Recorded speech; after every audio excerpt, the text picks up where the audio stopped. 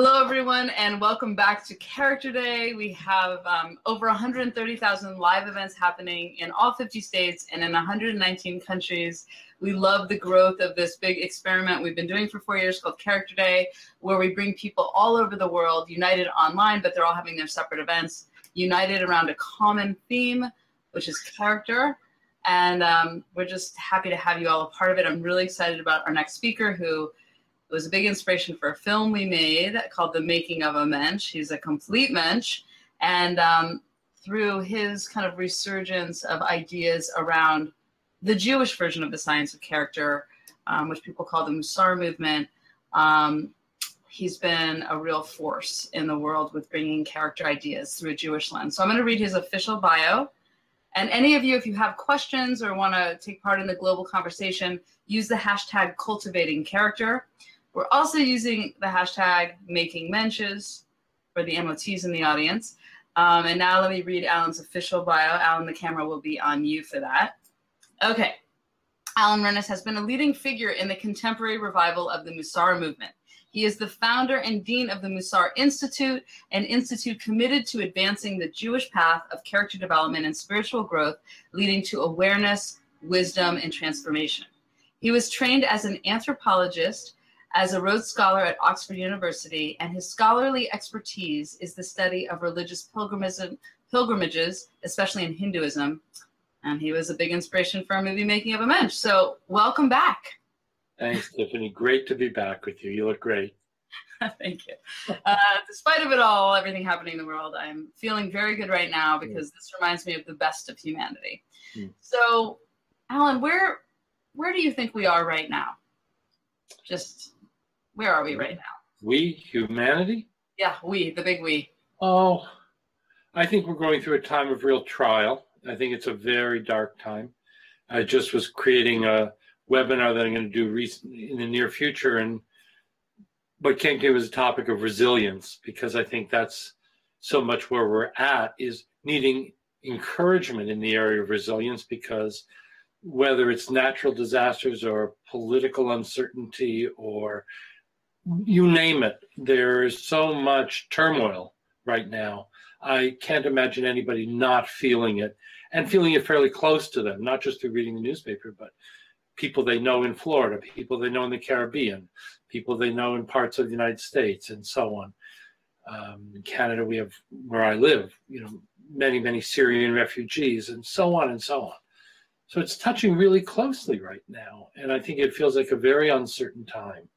And I think where we're at is the dark valley, and that is part of a larger process. And so at the same time, as I see ourselves being in this dark valley, I know we've been here many times before, and very often what happens is that in the larger picture, what comes out of that dark valley can be a time of great creativity and light. And I've seen that in my own life.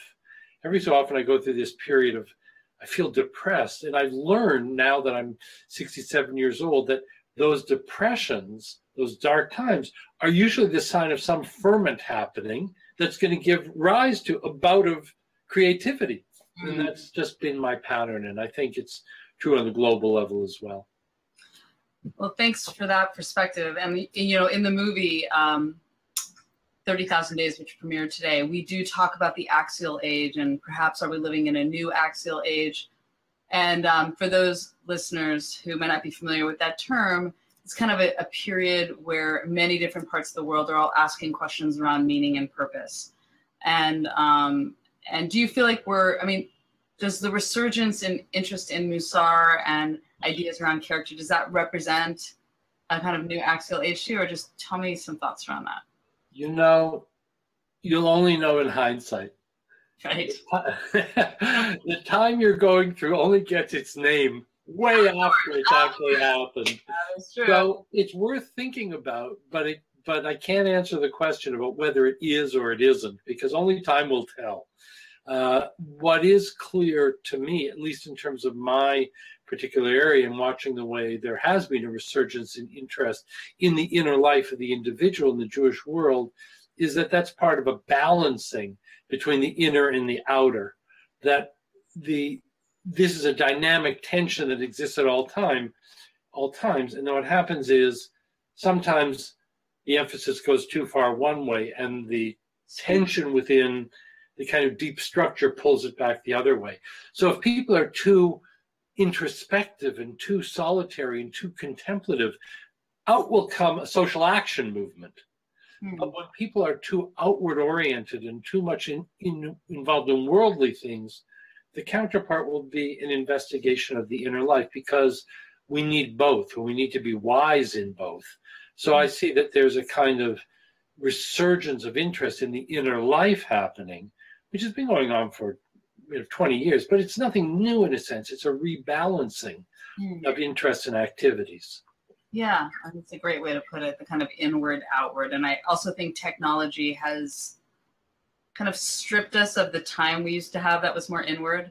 And there's also that force happening too. One of my favorite things that I learned when I was learning for the first time about Musar, the last 4 years, was the Salanter quote, which I'd love for you to say about, at first I tried to change the world. If you could share with the audience, because I think it's very poignant. Yeah, I know it in the name of a different rabbi, but it doesn't matter. Very often these great quotes in the Jewish they get a strap. Actually, wait, I heard one. I heard this quote that I loved, and it was attributed to this businesswoman, Anita Roddick, who I always thought was great. And then I just saw it attributed to the Dalai Lama last week. I'm like, right. And this is the quote is, never think that you're too small to make a difference. Just think of being a mosquito in a room at night, which is such a great, and then I don't know who said it, but it's a great idea. But right. And the thing is, sometimes it comes out of the culture and people pin it on this person or pin it on that one, but you get the message, and whether they said it or not, it's like becomes secondary. And I've heard lots of things like that turn out to be in the name of Yogi Berra, but he never said it.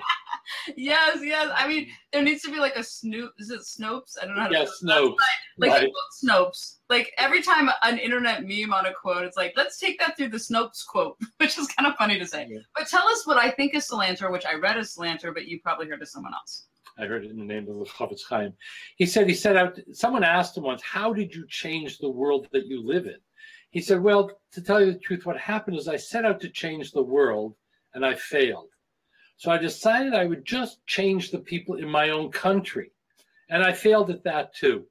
So I reduced my horizons. I thought, I'm just going to work on the people in my own city. That I failed at. Then I said, okay, so what I'm going to do is I'm just going to change the people in my family. And I said, that was a failure too. So then I decided I would just try and change myself. And that's how I changed the world. Oh, I love that. I love that. We tried to end the movie The Making of the Mensch with that quote attributed to Salanter, but it just didn't quite work at the ending. But I just think that says it all, at least on most people's journey in life. It's such a great model for how we enter the world and how we think we're going to make change and what we realize when we get wiser. But yeah, I love that quote. Who you are is your gift to the world, for better and worse. And if you make it for better, then you're giving more gifts into the world and can make a real difference. And you see the way people orient towards people who really are fine people, and they gain authority because of it. They may have no power in the world, but because of their personality, their character, their goodness, people give them authority and will follow them. I love that. And also, your work at the Musar Institute and actually just Musar practice, I think it would be great for people to hear from you. I mean, so many people are hearing today, we're talking about character, and we have this list of 10 things you can do to strengthen your character. But I'd like to hear from you when you're first meeting someone and they're just entering the ideas around a practice that can strengthen your character. What are your favorite examples you give that can illuminate for them how this can really like a muscle strengthen this part of yourself? Right. Well, the thing I focus on right to begin with, which is part of what drew me towards the Musar tradition, is the fact that when you're looking at character and the personal aspect of it, it's different for each of us. Because some of us are already very strong in certain characteristics and will be weak in a different characteristic. And another person we know will be exactly the opposite. One person's just naturally generous, another person not. And then somebody's naturally patient or has developed patience, and somebody not. And it's just very, very individual. And we all have certain character traits that are ours, which are our strengths, and we have some which are our weaknesses.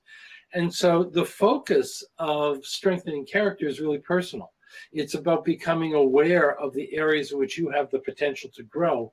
And so the starting point is very often just looking at the parts of life or the relationships or the things you do that you continually trip over. And those consistent patterns are actually just holding up a mirror to you to say, there are character traits here that are announcing themselves as saying, this is where you have the potential to grow. And so it struck me actually also in seeing your new film that it's really helpful to be looking at it as a curriculum. Each of us has a personal curriculum, and it's personal. What I have to learn and what my life keeps teaching me that is my curriculum is going to be very different from yours and very different from everybody else, because we are unique souls on our unique journeys.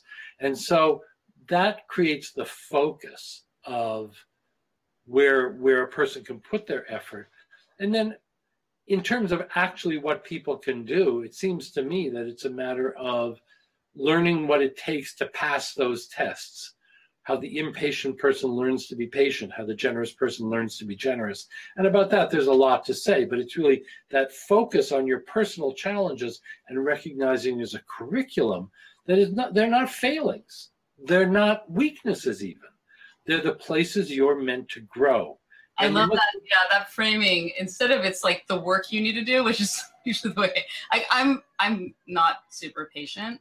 And it is something that I continually try to work on. It's like my greatest strength, greatest weakness, you know, some people use those. But so for me personally right now, what would you say to someone hypothetically that was impatient? What would be the exercise you would give them potentially for them to grow and strengthen themselves?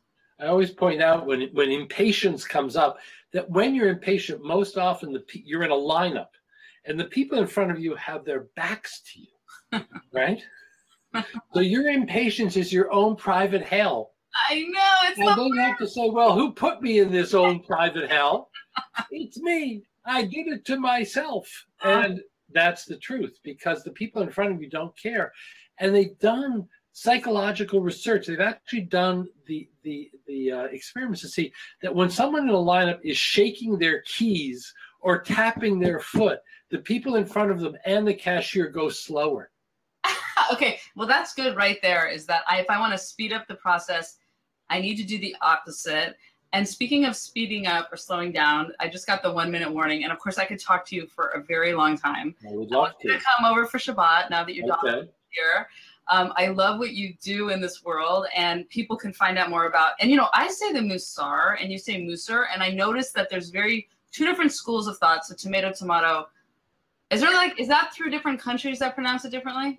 Different sections of the Jewish world. It's like Shabbat and Shabbos. Okay. So I'm going to stick with my Musar because that's perfectly correct.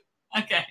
So they can find out about the Musar or Musar Institute on your site. On the web. Yeah, lots of great work. And you definitely inspired the making of a mensch, and it's always great to talk to you. So thank you for joining us for Character Day. Thank you, and good luck and mazel tov with all you do that's good in the world. Oh, thank you, Alan. Okay, bye-bye. Bye-bye.